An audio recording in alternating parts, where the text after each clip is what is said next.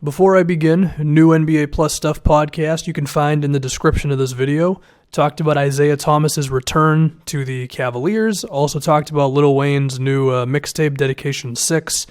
Also, I don't really mention the fact that Dwayne Wade had quite a few good cuts off of Isaiah Thomas. I should have mentioned that in the podcast, so just bear in mind that I overlooked that one. But anyway, we're going to talk about Kyle Kuzma in this video, and I've spoken on Kuzma a few times over the past couple of months as the season has gone along and as he's looked really impressive on offense. But I've always done it within the context of like a Lakers video. For this, I just want to focus on Kyle Kuzma, only him, and look at what he's good at, what he's not good at, and project him moving forward. So Kuzma, the thing with him is he's just a great finisher. In the sense of he can knock down open threes. He attempts about 5.5 threes a game where he shoots nearly 40%.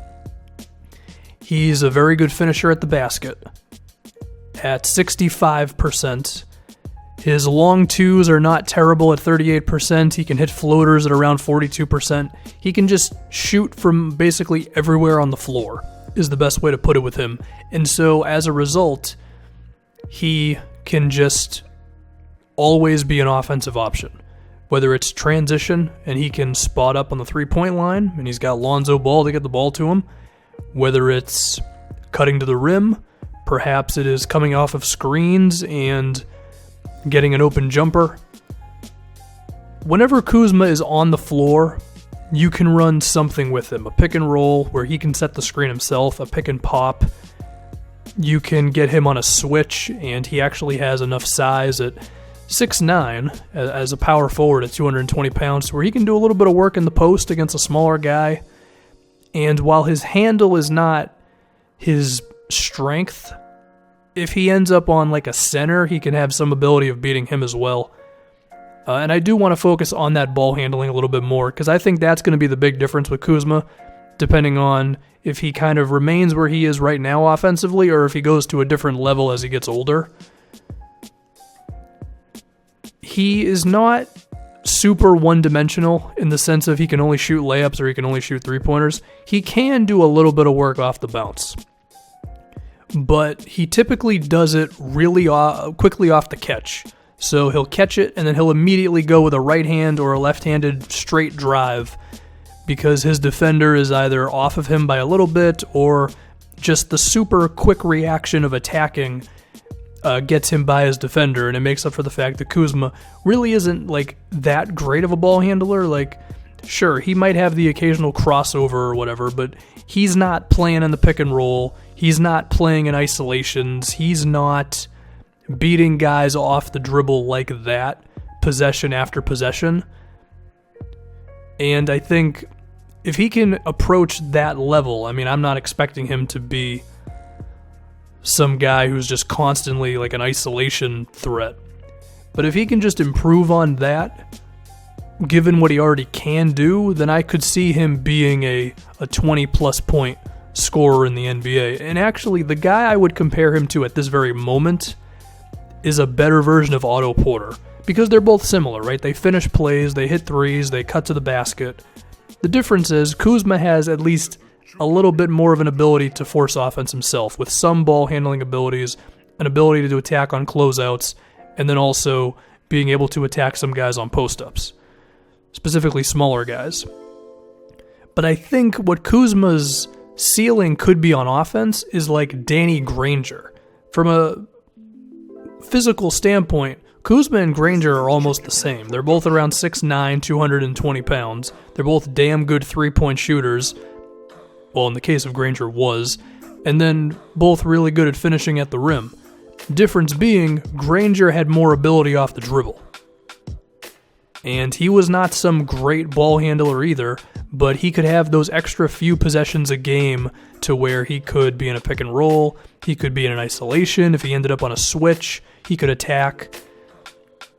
And I think a lot of that allowed Granger to shoot quite a few free throws. I think at one point he was shooting like 6 or 7 free throws a game.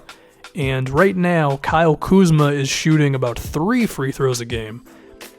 And you would have to assume that with an improved handle, being that he's 6'9", 220 pounds, he'd be able to draw some contact. I mean, he's already getting to there, I'd say a decent amount of time, given that he really can't dribble that much right now. I shouldn't say can't dribble. He does have some moves, some creativity, but it's not a go-to thing for him, right? So I think that's how he becomes an even better scorer than he is right now, is his handle and then getting to the free throw line more often. Now, is there a chance that these things don't really improve for Kuzma? Yeah, I think it's possible because he's an older rookie. He's 22 years old. He could be having a Malcolm Brogdon type of season where he's just ready to go right from the jump, but where he is as a player is not too far away from where he's going to end up as a player. Because I don't think Brogdon has really improved that much this season. Now, of course, these are different players, and Kuzma is better than Brogdon, at least offensively he is. But one thing that NBA scouts do look at a lot is where a guy is in terms of his age, and they typically will say that if you're older, you're kind of already closer to where you're going to be as a final product. So, yeah, but another thing to mention is that Brogdon's 25, Kuzma's 22, so I'm expecting improvement. I don't think Kuzma's going to be this in 3 years. I think he's going to be better. And I actually want to get back to the post-ups here with Kuzma. He's only averaging like 1.3 post-ups a game, but he's shooting 53%. So in the opportunities he does have, it's gone pretty well. They're just not going to him like that.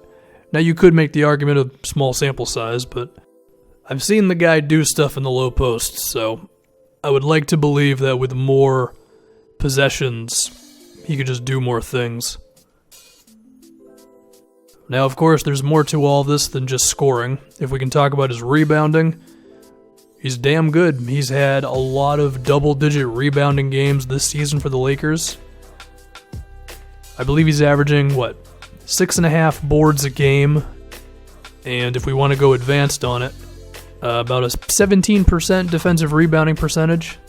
I expect both of those things to improve as time goes. And if you want to compare that defensive rebounding percentage to like Jason Tatum, just because these guys get compared quite a bit, Tatum's basically at 17% as well, so a little bit of context for you. Now, if we can talk about Kuzma's passing, I think a lot of that is going to depend on if the ball handling really becomes a thing for him. I like how he's very willing to play within a team system, because that's how almost all of his baskets come. They come from coming off of screens, spotting up, transition, being in the right place at the right time, attacking closeouts. He's an extremely smart player who can shoot from everywhere. And I'd like to think that that kind of guy with an improved ball handling skill set can be something as a passer.